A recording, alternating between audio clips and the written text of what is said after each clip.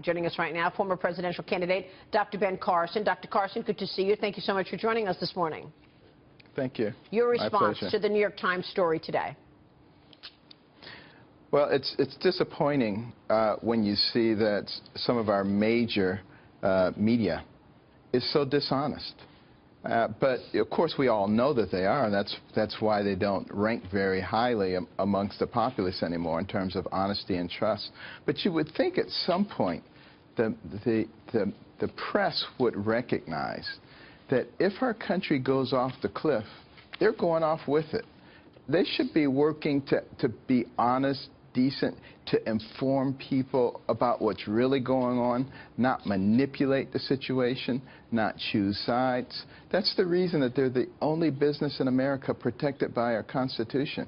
I'm sure that they probably wouldn't have been if people had realized what they were going to become. But, you know, I appeal to some of the young people in the press to bring some integrity back to the profession. Yeah, but with all due respect, I mean, obviously this woman came back and said, look, they misquoted her, they got it wrong. But Trump does have a problem with women. And he has used name-calling and, you know, various commentary about women. Yeah. Probably you, probably me, wouldn't do that, wouldn't use those terms. But then again, we're different people.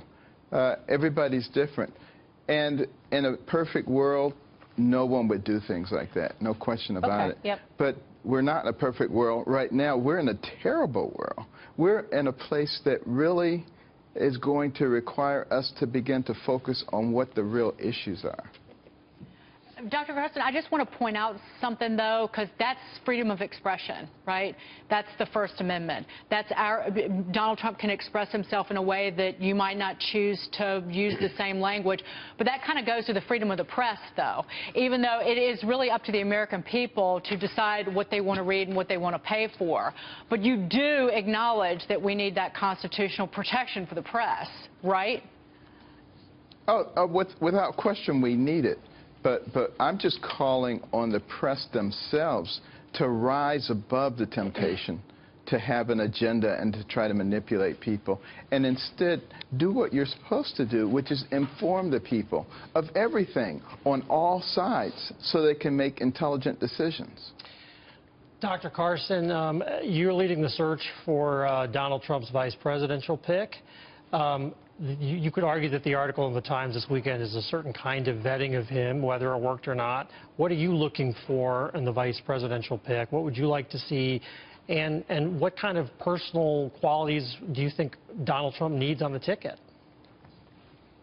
Well, you know, first of all, I would say that we're not going to reveal anybody who's on the short list. Only Donald knows for sure. You know, who's being seriously considered. We've talked about it. But what's really important is somebody who is a person who respects our Constitution and upholds our Constitution, particularly the First and Second Amendments. Somebody who understands fiscal responsibility and is not going to be party to continued wrecking of the future for those coming behind us. Someone who understands the importance of a strong military and how that is a deterrent rather than a facilitator of conflict in the world. These are the kinds of things that will make a difference. Understands education and why it is so important and how we have to do things that work for all of our people and not just whoever happens to be the favorite group at that point in time. And of course, we did hear from Donald Trump in terms of he is looking for someone with some political experience.